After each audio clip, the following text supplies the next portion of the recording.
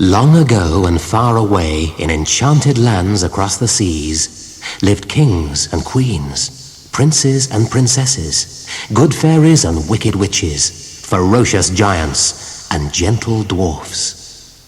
Their adventures and stories have been told for hundreds of years.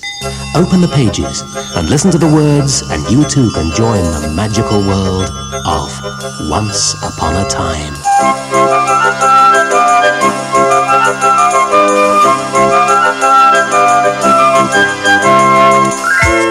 The Elephant's Child.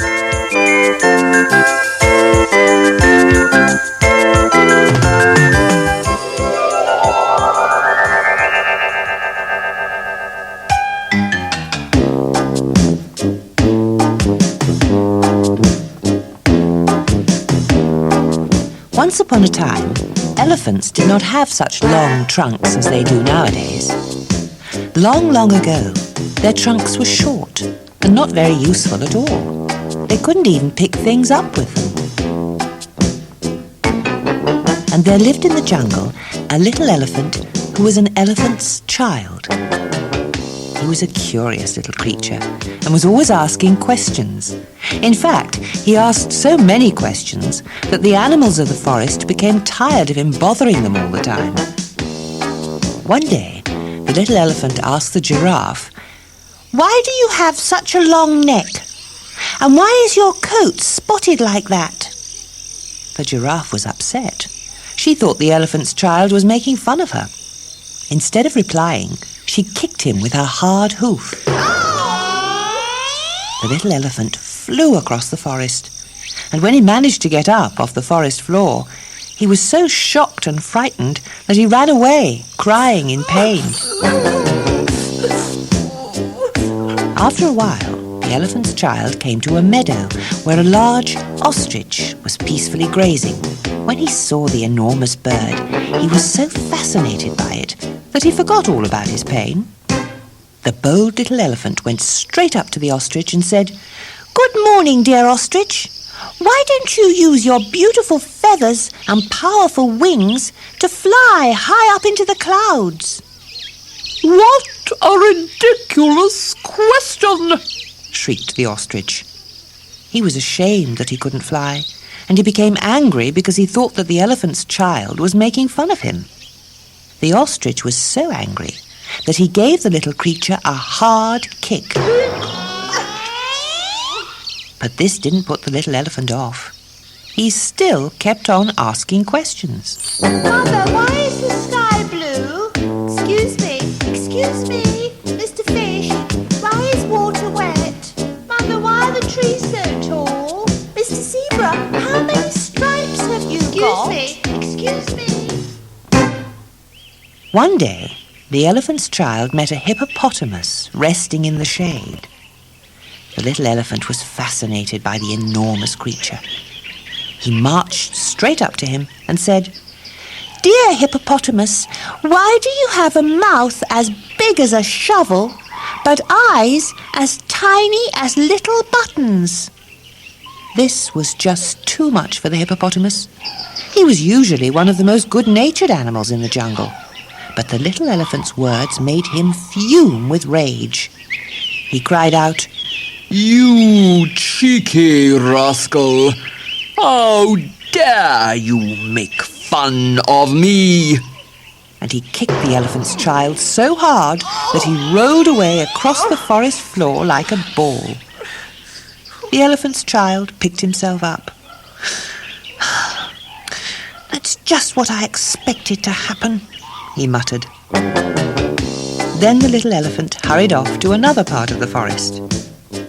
There he met a monkey sitting in a tree eating fruit.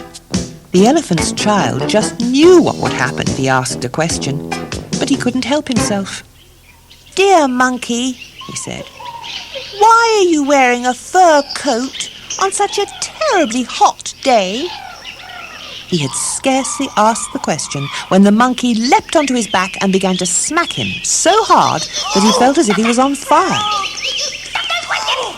After this experience, The elephant's child was afraid to ask anyone else a question, even though he had so many puzzling things still swimming around inside his head. Eventually, his curiosity got the better of him. And so, out of the blue, he asked his mother, "Mother, what do crocodiles eat?" His mother, who was tired of his constant questions, told him off. "Now, that's enough," she said. "Please don't ask any more questions. You're getting on my nerves." So the elephant's child stopped asking questions for a little while. Then, one day in the forest, he met a cockatoo. "Dear cockatoo," said the elephant's child, "I have heard that you are very clever, so can you tell me what crocodiles eat?" The cockatoo flapped his wings with rage when he heard the word crocodile. Just a few days earlier, he had narrowly missed being eaten by a crocodile. If you really want to know, go to the river and ask the beast yourself, the cockatoo shrieked. The elephant's child hurried home to his mother and said, "Mother, I'm going to the river because I want to ask the crocodile what he eats." His mother cried out in horror. "My child," she said, "the crocodile is a dangerous beast. You must not go to the river alone." But the brave little elephant had made his mind up, and no one was going to change it. His brothers, aunts and uncles all laughed at him when he told them what he was going to do. And as he set off, they shouted, "Good luck to the greatest investigator of all time!" As all the elephants watched the elephant's child disappear into the forest, they shook their heads with disbelief. "He must be mad," said one. "Or foolish," said another. But although he heard their unkind words, he was still determined to go to the river alone. The elephant's child had packed a basket full of bananas, and on his long journey to the river, he ate them whenever he was hungry. At last, after walking for 2 days and 2 nights, the elephant's child reached the river bank. He had never seen a crocodile before, so he wasn't entirely sure what he was looking for. The elephant's child had a good look around, and he happened to see an enormous snake dozing in a shady tree by the river bank. He went up to the tree and asked, "Dear snake, can you tell me where there are any crocodiles?" The snake was not happy. She had been woken up during her midday nap, and the law of the jungle is that you never wake a snake up during her afternoon nap. She lifted her head angrily, hissed sharply, and went back to sleep.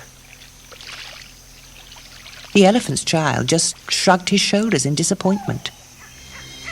The intense heat was affecting the elephant's child. He was getting very thirsty. Slowly, he dragged himself towards the river to get a drink of water. Near the river, he could see something that looked like a tree trunk. But as the elephant's child put his foot on it, it moved. The elephant's child was so startled that he stepped backwards. What he had thought was a tree trunk was, in fact, an animal. And this animal opened its mouth wide in rage.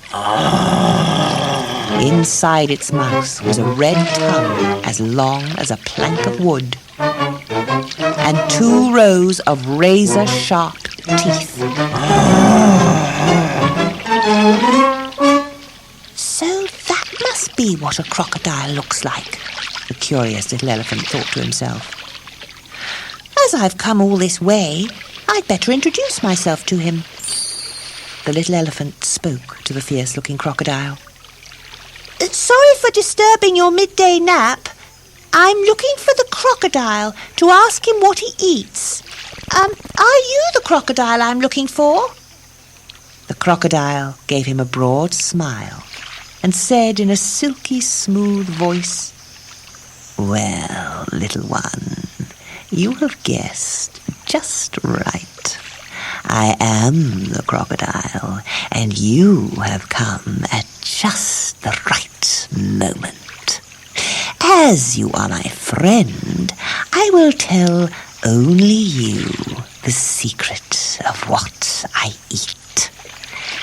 Now, come a little closer, will you?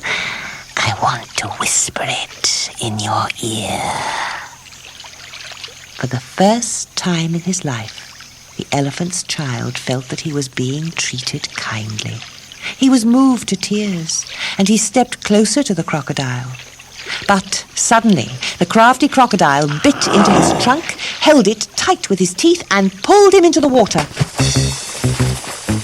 The startled elephant's child cried out in pain, Let me go! What have I done to deserve this? Help! Help! The bad crocodile spoke through his clenched teeth. Let go? Certainly not. Never in my whole life have I eaten an elephant. Today I shall have a feast. It's time to turn over to side 2.